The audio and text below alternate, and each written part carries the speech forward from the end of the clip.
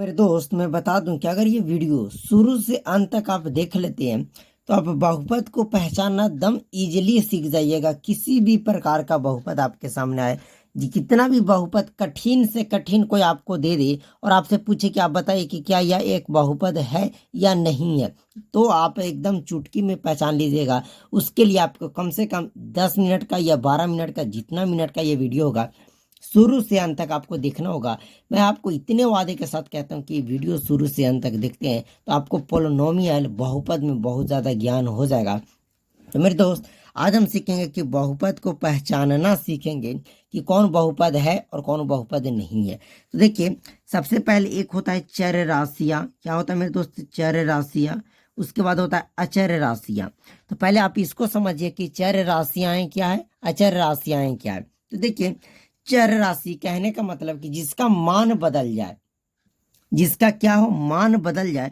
जैसे मैं बोल दूं कि x बराबर 20, तो कोई बोलेगा जरूरी नहीं है कि x बराबर 20 से हो, x बराबर 60 भी तो हो सकता है। मैं बोलूंगा बिल्कुल, x बराबर 20 है तो x बराबर 60 भी हो सकता है। कोई और बंदा बोलेगा कि ना, x बराबर 90 भी हो सकता है। तो यहाँ पे क्या हो रहा है मेरे दोस्त कि x तो x है, लेकिन इसका मान जो है वो बदल रहा है। यानी कि आपका जो चर राशि में होगा वो a से लेकर के आपका जितना भी ABCD के जेड तक लेटर होते हैं, अक्षर होते हैं, वो आपका चर राशि होंगे। तो चर राशि ए से लेकर के जेड तक, A to Z जितने भी आपके होंगे वो आपको चर राशियां कहलाएंगे, वो आपका चर राशियां कहलाएंगी। अचर राशि जिसका मान ना बदले, इसमें आपका सभी संख्याएं हो जाएंगी। कहने का मतलब मैं बोल दूं कि 10, तो क्या इसका मान कभी बदल सकता है? आपको लगता है कि 10 का मान कभी बदलेगा? कभी नहीं बदलेगा। आज 10 है, 10 साल बाद भी 10 रहेगा, 50 साल बाद भी इसका 10 ही रहेगा। मैं बोल दूं कि 9, तो आज 9 है तो ये 10 साल बाद भी ये 9 रहेगा। यानी इसमें सभी प्रकार के संख्याएं आ जाएंगी, सभी संख्या। तो सभी संख्या आपका क्या कहलाएंगे? अचर राशियां। ABCD A से Z तक सारे इंग्लिश के अक्षर क्या कहेंगे? चर राशियां। देखिए, जब चर और अचर को जब आपस में गुना गुना या भाग करते हैं, क्या करते हैं? गुना या भाग, तो पद बनता है। क्या बनता है मेरे दोस्त? पद बनता है। देखिए, जब चर और अचर को आपस में गुना या भाग करते हैं तो पद का निर्माण करता है, पद बनता है। समझ गए ना कि जब चर और अचर को आपस में गुना कर दीजिए, चाहे तो आप भाग कर दीजिए, तो गुना या भाग करने के बाद जो बनेगा वो पद बनेगा। जैसे मैं बोल दूं कि मैं एक ले लिया थ्री, तो ये थ्री आपका क्या है? एक अचर राशि है। मैं बोल दूं कि एक्स, तो ये क्या है? एक्स चर राशि है। इसका मतलब ये पूरे मिलकर एक बन गया 3x, यानी क्या है? एक प्रकार के पूरा पूरी पद बन गया। क्या बन गया मेरे दोस्त? पद। यहाँ क्या किया कि 3 और 1 दोनों आपस में गुना में है। कोई भी संख्या और एक ABCD का अक्षर, यानी एक चर और अचर रहे और बीच में कोई चिन्ह ना रहे, इसका मतलब ये दोनों गुना में है। तो जब गुना हो गया तो यह एक क्या बन गया मेरे दोस्त? पद बन गया। यह एक पद का निर्माण कर दिया। मैं बोल दूं कि 9 और बट्टे y, तो अभी क्या किया? एक चर चर है और एक अचर है, अभी भाग कर दिए तो भी यह एक पद बन गया। क्या बन गया मेरे दोस्त? पद बन गया। मैं बोल दूं 5x², तो ये भी क्या बन गया मेरे दोस्त? एक आपका पद बन गया। कैसे एक पद बन गया? कि यह एक चर है, यह एक चर है x² और 5 एक अचर है, तो मिलकर गुना होकर यह एक पद का निर्माण कर दिया। अब क्या है कि जब चर और अचर को आपस में जोड़ या घटाव करिएगा तो बीजीय व्यंजक बनता है। क्या बनता है? जोड़ तथा घटाव कीजिएगा। किसको जोड़ घटाव करना है?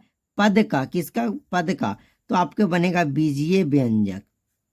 क्या बनेगा मेरे? तो बीजीय व्यंजक का निर्माण करेगा, व्यंजक का निर्माण हो जाएगा। किसका हो जाएगा मेरे दोस्त? निर्माण। किसका निर्माण हो जाएगा? बीजीय व्यंजक का। मैं एकदम डिटेल तरीका से आपको पढ़ा रहा हूँ। बीजीय व्यंजक का निर्माण हो जाएगा। जैसे मैं बोल दूं 5x², यह एक क्या है? पद है।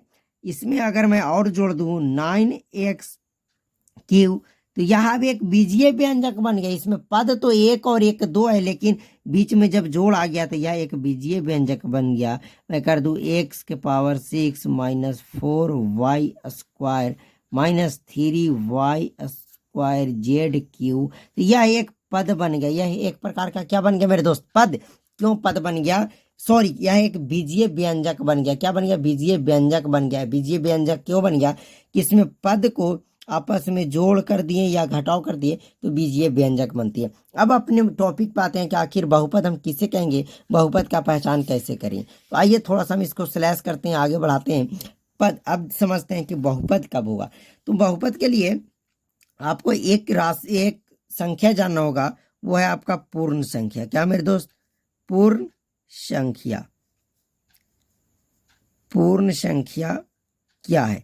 तो देखिए मेरे दोस्त, पूर्ण संख्या जो पूरा पूरी संख्या हो, पूरा पूरी संख्या हो, ना तो आपका माइनस में होना चाहिए, कुछ में नहीं, सीधा सीधी पॉजिटिव होना चाहिए। पूर्ण संख्या आपका 0 से शुरू होता है, 1 2 3 4 5 इस तरीका से अनंत तक होता है। क्या मेरे दोस्त? अनंत तक। तो आपको ये चेक करना है कि बहुपद होगा या ना होगा, ये जो डिसाइड करेगा वो इसका चर राशि करेगा, चर का घात करेगा। क्या? चर का घात। अच्छा, ये घात क्या होता है थोड़ा सा समझ लीजिएगा। घात क्या होता है? तो मैं बोल दूं कि x के पावर 3, इसका मतलब कि x का जो घात है वो 3 है। मैं बोल दूं y 5, इसका मतलब कि y का जो घात है वो 5 है। तो यहाँ जो बहुपद का जो बताएगा कि बहुपद है या ना, वो उसका घात ही बताएगा। अगर घात पूर्ण संख्या है, अगर घात सिर्फ पूर्ण संख्या है चर राशि का, तो वह एक बहुपद होगा। अगर पूर्ण संख्या नहीं है तो वह एक बहुपद नहीं होगा। तो आइए हम एग्जाम्पल लेते हैं और समझते हैं बहुपद सारे। तो बोल रहे हैं कि निम्न में कौन सा बहुपद, आपको पक्का क्लास 10th के एग्जाम हर बोर्ड में आपसे पूछे जाएंगे, इतना तो कन्फर्म है। तो देखिए मैं क्या बोला कि आपको चेक करना है तो चर राशि का चेक करना है। तो देखिए √3x² प्लस 5x प्लस 6। तो देखिए यहाँ जो x का घात है वो 2 है, चलेगा क्योंकि 2 एक पूर्ण संख्या है। यहाँ x का घात 1 है ना। यहाँ कुछ नहीं था, x का घात 0 है, यानी कि ये सारी संख्याएं पूर्ण संख्या। इसका मतलब यह एक बहुपद है। क्या है मेरे दोस्त? यह एक बहुपद है। आखिर ये बहुपद क्यों हो गया?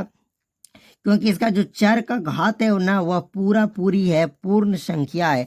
मैं अभी बताया कि पूर्ण संख्या 0 से शुरू होती है, अनंत तक जाती है। और है कि 5x³ प्लस √3x। अब देखिए अंडर रूट, इस रूट का मतलब होता है मेरे दोस्त 1/2। क्या आपका 1/2 पूर्ण संख्या नहीं? तो यह एक परिमेय, यह एक बहुपद नहीं होगा। अब आइए आगे बढ़ते हैं।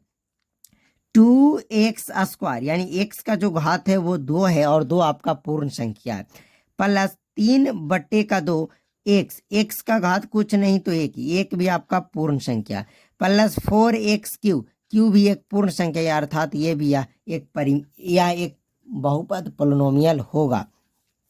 अब देखिए 7x³ यानी कि x का घात पूर्ण संख्या है, बिल्कुल चलेगा। 5√3 कुछ नहीं तो यहाँ पे हम x के पावर 0 कर सकते हैं, यहाँ भी कुछ नहीं तो x के पावर 0, यानी यह भी एक बहुपद है। कैसे? अब हम एग्जाम्पल और लेते हैं मेरे दोस्त और आपको और अच्छे तरीका से समझाते हैं।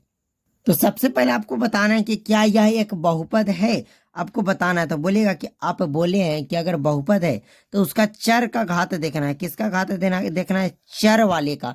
चर राशि का घात अगर पूर्ण संख्या है तो वह एक बहुपद होगा।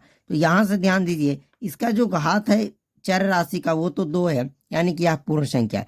लेकिन यहाँ जो x अंडर रूट में है, कहने का मतलब कि x का जो घात होगा 1/2 होगा, और 1/2 आपका कहीं भी पूर्ण संख्या नहीं होता, अर्थात यह एक बहुपद नहीं है।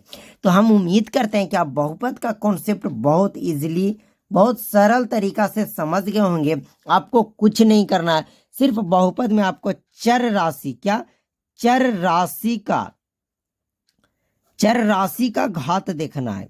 उसका पावर अगर पूर्ण संख्या है तो वह एक बहुपद होगा, अगर वह पूर्ण संख्या न है तो वह बहुपद नहीं होगा। बस आपको एक बात याद रखना है, उसके बाद टाटा बाय बाय। तो चलिए इस वीडियो को यहीं समाप्त करते हैं। जब तक के लिए जय हिंद, जय भारत। अगर आपको वीडियो समझ में आया तो कमेंट जरूर कीजिएगा कि हाँ हमें समझ में आ गया। चलिए, थैंक यू।